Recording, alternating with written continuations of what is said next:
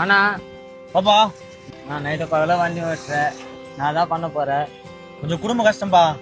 என்ன பண்றது, கடன் வர வாங்கிட்டேன். அதெல்லாம் நைட்டும் பகலும் ஓட்டினா தான் கொஞ்சம் கட்ட முடியும். வெறுப்பாரு இது சரீர எமர்த்து வந்து உண்ட காசு இருக்குது.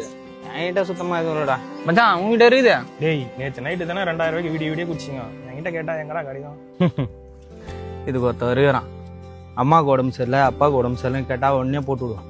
இந்த மாதிரி நிறைய டைம் வாங்கிக்கிறேன். என்னடா சொல்ற, அந்த மாதிரி கோயந்த நம்ம வீட்டை வருத்தம் கூட இல்லையே. ஜெருபா ஒரு கால் ஒன்று வருது. ஹலோ மச்சான் எங்க மச்சான் இருக்கா? மச்சான் அப்பாவுக்கு உடம்பு சரியில்லை மச்சான், ஹாஸ்பிட்டல் வந்திருக்க மச்சான். டேய் என்னடா சொல்ற? எமர்ஜென்சியா ஒரு 3000 ரூபாய் தேவைப்படுது மச்சான். மச்சான் மதியானமா பைக் டியூ வர கட்டணும். நானே கட்டலன்னா வச்சுக்கேன் ஈவினிங் வந்து வண்டி தூக்கின்னு போயிடுவாங்க மச்சான். எப்படியாவது போட்டு விட்டுறா. அக்கா ஈவினிங் வரேன்னாங்க, வந்த உடனே உனக்கு 3000 அனுப்பிச்சு விட்டுறேன் மச்சான். அப்பா பத்திரமா பாத்துக்கடா. சரி மச்சான் சரி மச்சான். பாப்பா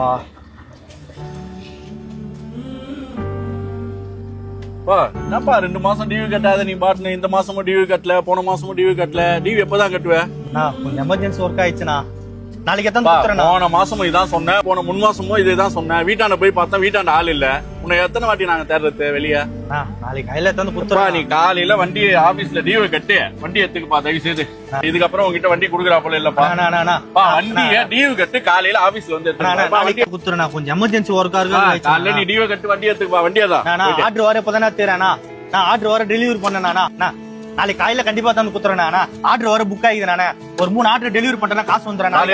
காலையில டிவி கட்டு அந்த வண்டி தம்பி தானே இருக்குது. காலையில வண்டி தானே உங்களுடைய சந்தோஷத்துக்காக உங்களை நம்புறவங்களை கஷ்டப்படுத்தாதீங்க. நீங்கள் இது போல் பண்ணுறதுனால உண்மையாக மெடிக்கல் எமர்ஜென்சின்னு சொல்லிட்டு ஹெல்ப் கேட்குறாங்க பார்த்தீங்களா, அவங்களும் உங்களா போல் பண்ணிடுவாங்களோன்னு அவங்களுக்கும் ஹெல்ப் பண்ண முடியாமல் போயிடுது. உங்களா மாதிரி ஆளுங்களால் உண்மையாக ஹெல்ப் கேட்குறவங்களும் பாதிக்கப்படுறாங்க. அதனால் யாரையும் போய் சொல்லி ஏமாத்தாதீங்க. மறக்காமல் இந்த வீடியோவை எல்லாருக்கும் ஷேர் பண்ணுங்கள்.